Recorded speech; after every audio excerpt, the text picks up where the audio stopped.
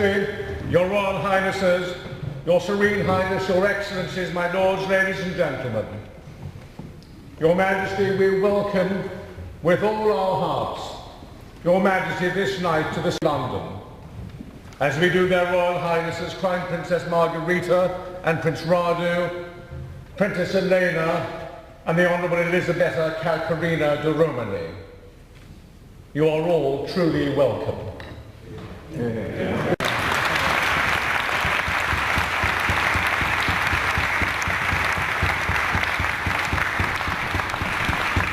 Your Majesty's life truly is the history of most of the 20th century and already a good part of the 21st.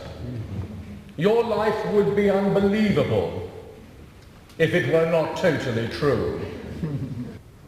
But Your Majesty emerged from the seething turmoil with your character unscathed. Olivia Manning, in the first volume of her Balkan trilogy, describes seeing the young king, Your Majesty, riding through the crowds on a white horse, as she described it, like an island of class and decency amidst an ocean of violence and despair. When war came to Europe, Your Majesty, the Queen Mother, your mother, the late Queen Helen, and yourself began immediately by having in the royal palace and other palaces your subjects who were Jewish. At times there were between 100 and 200 Jewish subjects hidden in your palace. And I checked the figures, so it wasn't exaggeration, but Your Majesty has confirmed that by the end of the war it is estimated that the Queen Mother and yourself managed to save the lives of no less than between 100 and 200,000 Jews.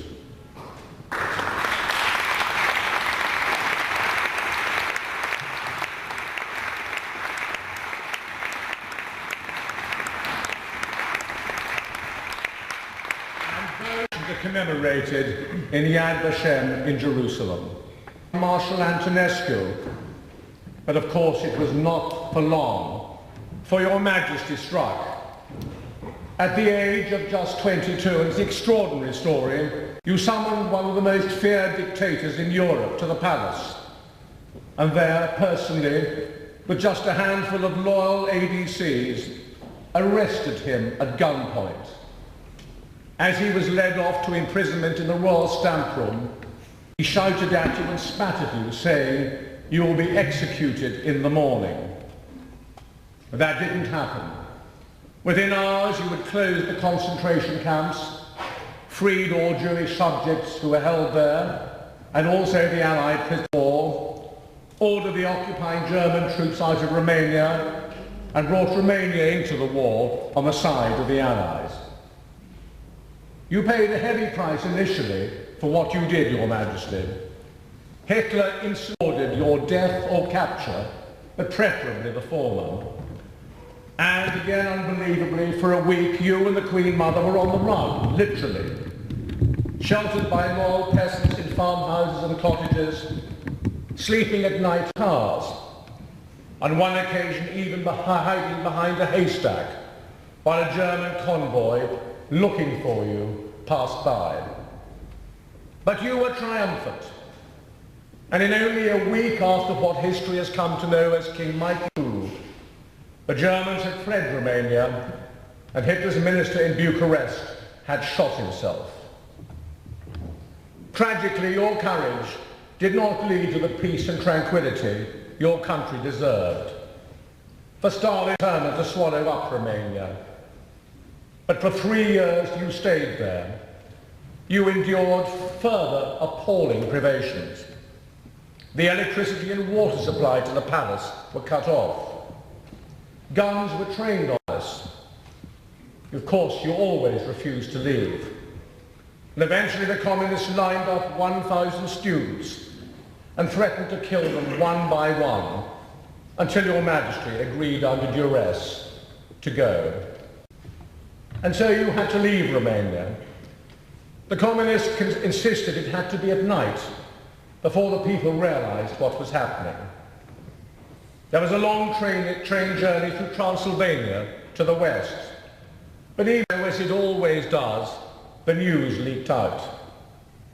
And if this is true, all along the way, your subjects lined the tracks and the railway platforms and the stations by the tens of thousands to sing the royal anthem as your train slowly passed through. You left your homeland in 1947 to the strains of Long Live the King, strains which in a few minutes we will hear ourselves tonight. There followed 45 years of exile from your beloved homeland, as your people suffered the most monstrous brutality of communist oppression. But justice would be done in the end. And nearly 20 years ago, you and Queen Anne returned in triumph to Bucharest. It took, history records, more than 2 hours just to drive from the airport to the cathedral to hear the Te Deum played in thanksgiving for your return.